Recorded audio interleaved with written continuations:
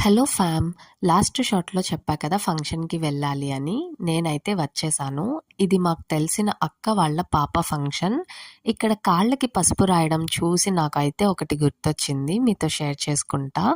అసలు కాళ్ళకి పసుపు లేకుండా పూజ చేయకూడదంట ఎప్పుడూ.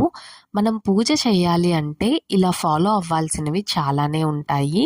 అవన్నీ ప్రతిసారి మనం ఫాలో అవ్వలేకపోవచ్చు.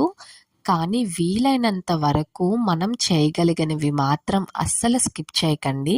ఎందుకంటే ఎస్పెషల్లీ మన జనరేషన్ వాళ్ళు ప్రతిరోజు ఇలా ట్రెడిషనల్‌గా ఉండలేరు.